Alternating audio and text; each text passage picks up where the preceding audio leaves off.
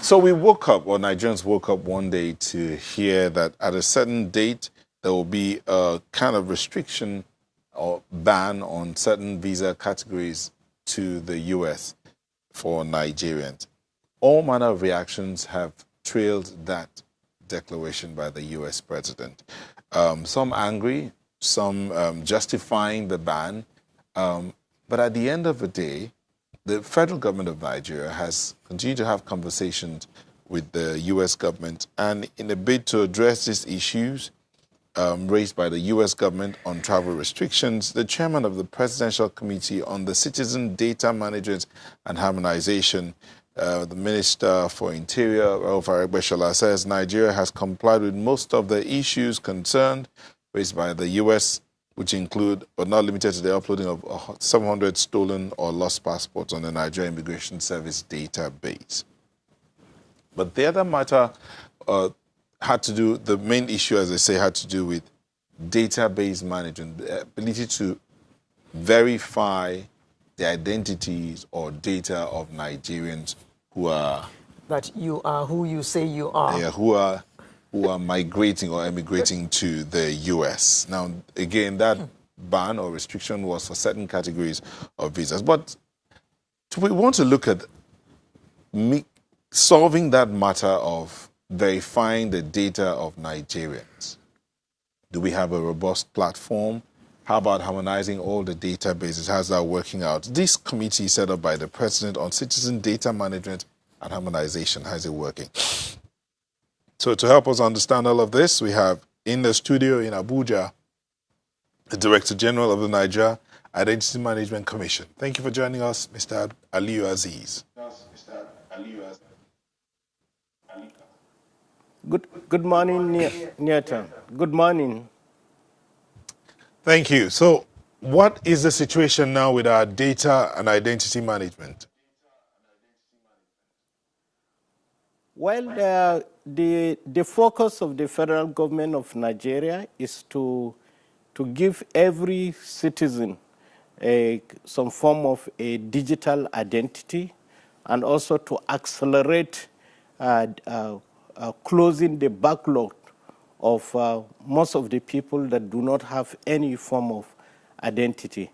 There are many agencies in Nigeria that have been collecting data of the citizen, and it is actually the citizen is the same in all these databases. So we had several in the past. Several times there has been harmonization committees that has been set up, but there is the recent one based on the U.S. Demand that we should have a form of identity database whereby the citizen data should be assessed. So the focus is to have everyone is given some form of digital identity. So far, there are many agencies that have data, but key among them is like the SIM register that is the largest with about 125 million people, and also INEC that has 85 million records, then followed by NIMC and BVN that has around 40 million records each. So the focus is to harmonize that the mainstream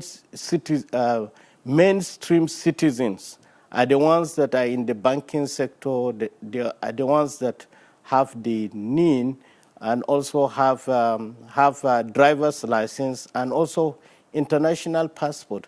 Therefore, it's to harmonize all this data to make sure that we have a single identity of the person, and also the data is the same. That is the name, the first name, the surname, other names, and also the date of birth is the same in all these databases. So that is the focus of government for now. Mr.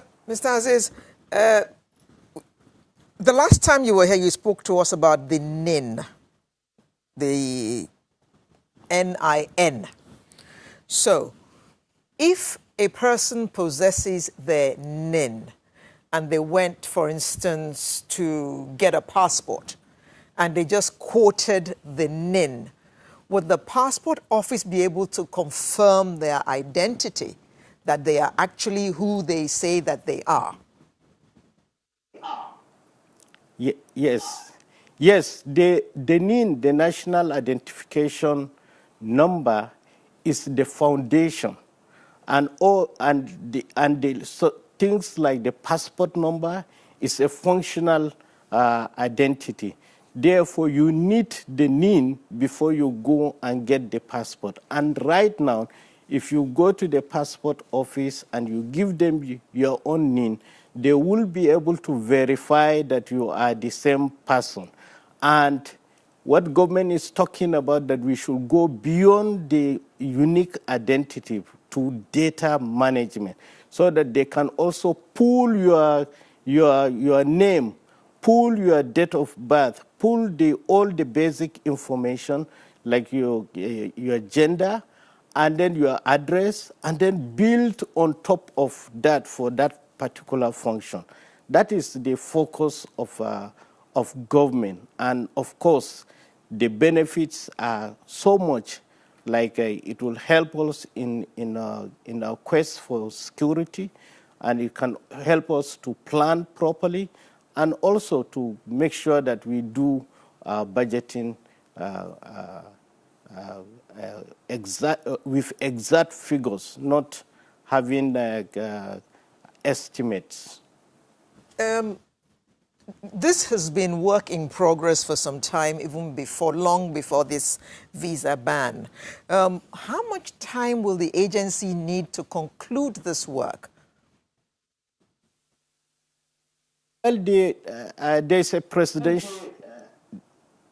presidential committee now that is headed by the Minister of Interior, and there's also a subcommittee on the data harmonization headed by the Minister of Communications and Digital Economy. And there are targets that is being worked out, in the sense that if all the agencies are working together and there is strengthening and also proper supervision, then we suppose that before the end of the year, the backlog must have been harmonized, and then we also define way to work forward. So, and I believe that when the ministers come up to report about the progress, they will give you much more details of that. Are we to assume that by the end of this year, every Nigerian will have some form of identification? No, I said for the backlog of the data that needs to be harmonized, by the end of the year, we must have harmonized all this data. But enrolling, giving the unique identity to every Nigerian, right now we are at 40.9 million records. So the plan and also the approval of the World Bank board, that is 3 days ago, is to accelerate this so that in the next 3 to 5 years, then everybody must have that unique identification, because that is the big road of the harmonization. But the harmonization also requires that we move a step forward to also harmonize also the data in such a way that all government agencies should work harmoniously. Okay, Dr. Aziz, before this approval, the World Bank approval you talked about 3 days ago, the situation at the registration centers wasn't exactly too palatable, especially at that, there was a time for the JAM exams, it was as if there was madness trying to get registered for the NIN.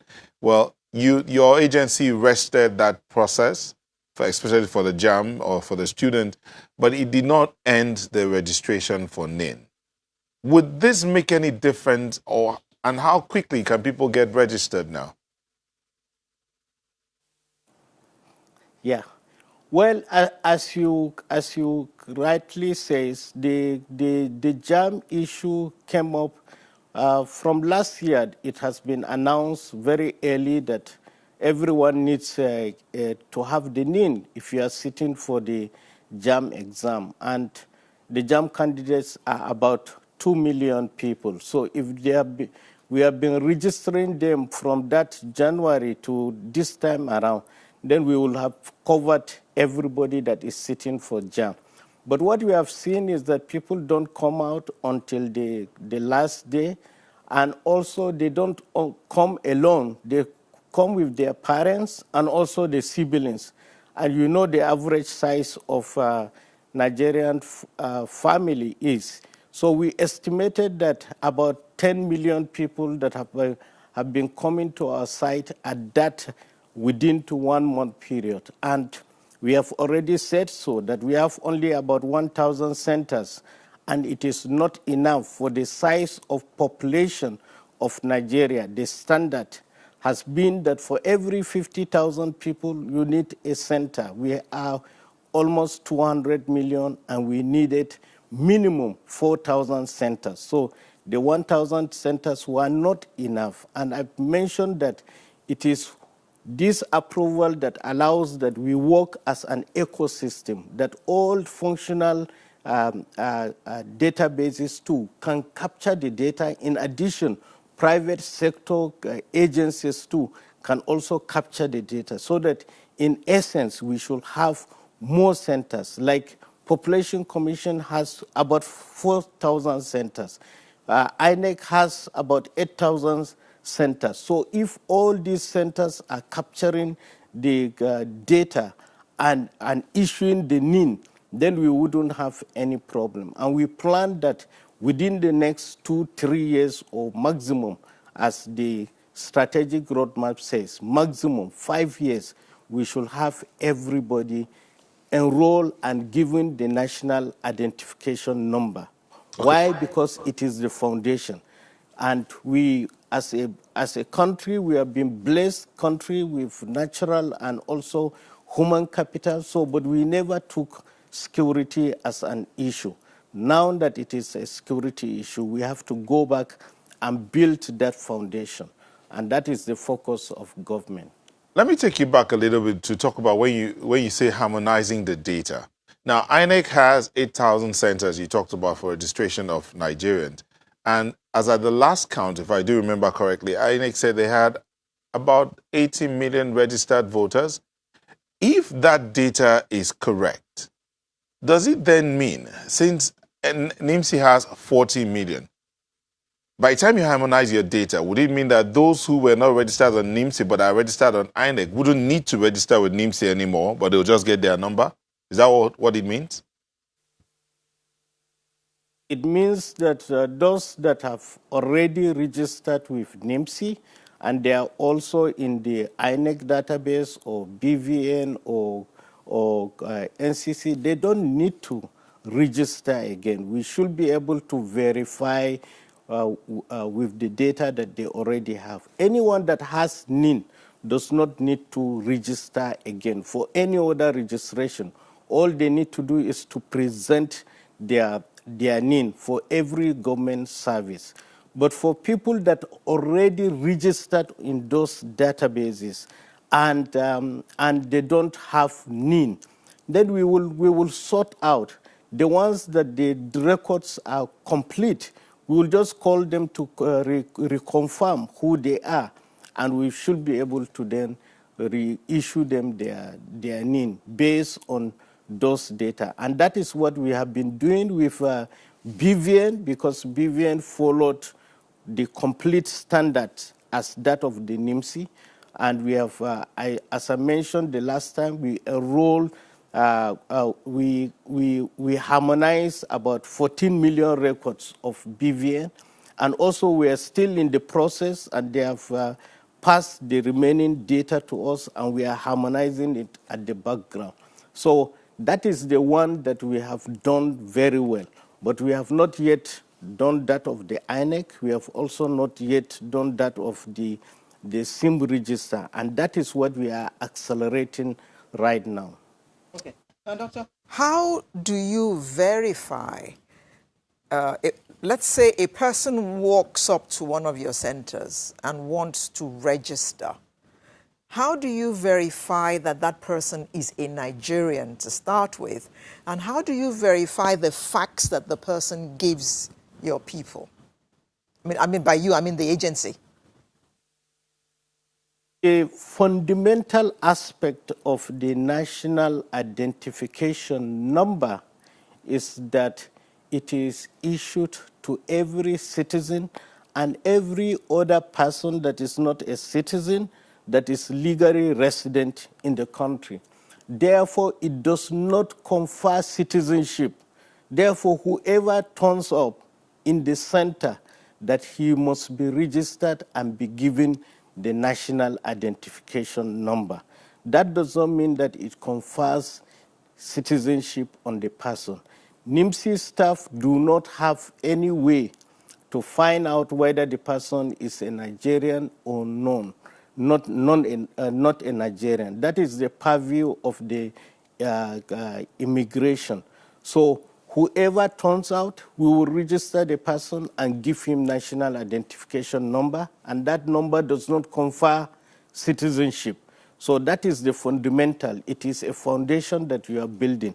It's better to have the data of every person than not to have data and some other people will use that to say, I'm not a Nigerian, therefore I'm not enrolling. No, the foundation must have every person's identity. Otherwise, we'll be creating loopholes to our security. So NIN does not confer citizenship, and registration is for every person. But what you're doing is you're creating a database to be able to trace everyone that's within the shores of this country? Not actually to trace, but actually to give to provide knowing who is who. That is to give you some form of identity. All of us, when we were born in the house, and then after certain days, we will be given a name. So a name is not unique within the nation. Therefore, we needed something that will make the person unique. And that is the number. And the number is derived from the biometrics and a label on the person. So it's just to know who is who. That is the foundation of every nation. Every sovereignty must require that. The fact of tracing is only when someone committed a crime, then issues of tracing will then kick into the activities. But and the data we capture is civilian database. So that is why it is everybody. We do not capture criminal databases. Criminal databases have to do with the law enforcement agencies. Some people are concerned about the fact that some of them registered 2 years ago. Until date, they've not received their NIN, not to talk about the ID cards. We'll take a moment. When we'll come back, you'll answer that question. How is it that some people that have been registered for a while now and have not received their national identity number? And then must you have the identity card? Must you get that card? But we'll talk about that when we come back from this break. Do stay with us.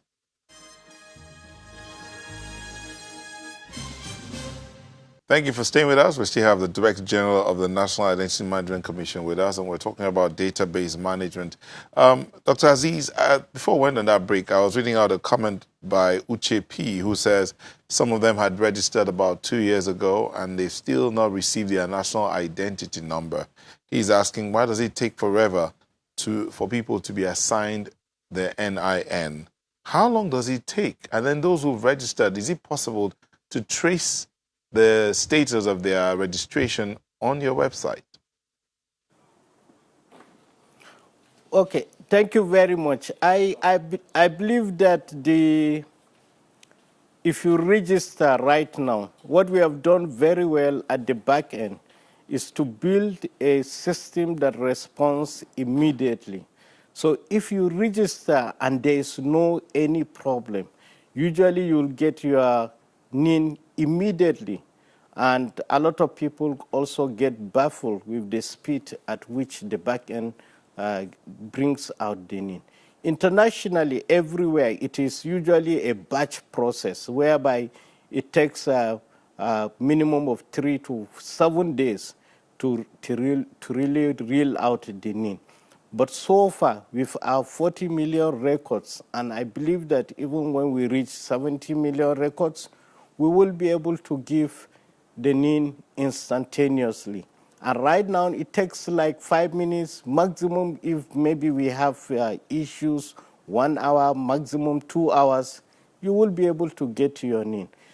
Secondly, if you don't get your NIN immediately, then there may be an issue, what we call a hit.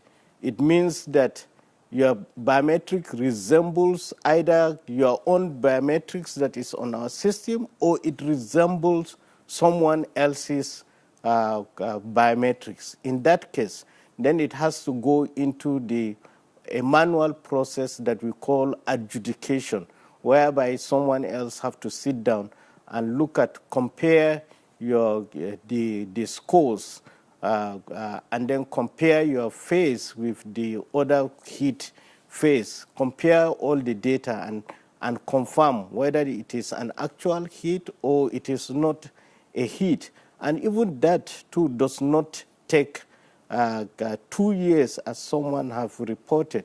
I've never heard of that kind of case, and if there are, please, always we have contact numbers. We also have contact email addresses on our website. You can send to us. And in future, we will also, as you register, we give you a tracking ID. With the tracking ID too, we can make sure that you will be able to check and see where is actually your NIN process is, whether it is at processing speed stage, or it is in the ABIS, that is the automatic biometric identification system that does the comparison, or that the ABIS says there is a hit and then it is being adjudicated, that is manually being adjudicated. So we should be able to allow that to happen. Right now, it is not there on our website, but it's something that we can work onto. So it does not take long. It doesn't take more than a day for the NIN to be produced. From now up to when we have 70 million records, we are comfortable with the back end, and we will be able to scale up the system before we reach that. So NIN is instantaneous as we speak. Okay, Gigi, another question that someone sent in, his name is Tony. He's wondering how long it will take, or at what stage do you register infants for the national identity number? Is it at the point of birth when they are given the birth certificate, or do they have to bring them to the offices? Well, we register infants from 0. We do not register them at the point of birth. And again, that is the next phase that we go collaborating with the Population Commission. We should be able to register at birth and issue the NIN. But right now, at any age from 0, we should be able to register. The biometrics of the child is not yet matured, but we link the child with the parent or guardian. So it is a prerequisite that the parent must have enrolled and be given a NIN, because we then need to tie the child with the parent until when the child is 16, that we then somehow cut the umbilical cord and make the child to be responsible for his or her own NIN at that time. And that is the only time also that card becomes compulsory. So majority of the people that we've been registering for JAM, they are below 16. Majority of them. There are some that are above that. So, and that is why they needed their parents to be around, and also they come with their other siblings too, so that they can do it once and for all. That is why we had that jam pack. So, but it is from zero, and the focus of the next 2-3 years is to enroll everybody. That is the backlog of adults that and juveniles that do not have any form of identity. After that, then we'll work out, just like in the US, is at birth that will be given your birth certificate and also be given your social security number. And you start using that social security number from that time for whatever transaction that you do. DG, there are always a lot of questions anytime we get you to come on, and a lot of them have to do with the identity card. Some people are wondering about the question of renewal. How long does it take to renew? What does it cost to renew? But you have to answer this real quick, because we want you to tell us about that World Bank approval and what it entails before we let you go. Yeah, well, as I said, the focus have been that we are focusing on enrolling the backlog of people and giving them national identification number. And we are also not mindful that our law says that we should also give a smart card. But since the recession, we have never had enough resources to print card. And also learning from other countries, especially India, that enroll more than 1.3 billion people, and they did not even issue them even paper. They just gave them the number, handwritten number. And also even in this country too, we did BVN, and we were not given, very few people that were given card, that we have been crippled, because we are in 21st century. So in 21st century, it's a digital systems that worked. Therefore, our focus is on the number. It is not on the card. The card is convenient. It helps you to have all your other applets also in the card. But our focus and the approval from the Federal Executive Council and also the approval from the World Bank Board is to do with only the national identification number. It has nothing to do with card. And processing the cards takes time, and we've been planning to also have private sector to come into the equation of issuing the cards. Therefore, it can ease it. So for every citizen that requires the card, which is not going to be mandatory, then once you pay it to the private sector, they will be able to issue the card easily. But our focus is for the multitude of Nigerians that we want to take out of poverty that do not have any form of identification. So the approval is for the marginalized people, so that about 150 million people should have this digital identity, and they will be able to use that in every government and private sector services. Okay. Quickly, before you go to the World Bank, what about diaspora Nigerians? They want to know how this affects them. They who? Diaspora Nigerians living abroad, okay, and those with dual citizenship. Yes. Yeah, Nigerians in diaspora too requires the NIN for basically one of the services. They are the consumers of the international passport, and for you to get the passport or renew your passport, you need the national identification number. And since as I mentioned before, we had lack of funds to even put lots of centers even in Nigeria. So what we did was to pick the private sector firms that are providing similar services, that have provided the BVN services, and also that are providing the visa and also passport services outside. We then license them and to provide that service. So first of all, is to give access. And then, so because it is private sector, they need to pay to get that service. So the first stage is to provide that access. And then we also understood that some of our Nigerians are unable to pay. And we believe that government in its own wisdom later on will target those people that are unable to pay and then give them the service. But the most important thing is to give the access so that there is right now access. There are many companies in all over the world that are providing this same service. Dr. Aziz, there are a lot of questions here piling up, so we would have to bring you back here real soon to answer them. And this time we'd like to have you in Lagos so that you'll be sitting here and answer all the questions that are pouring in for you.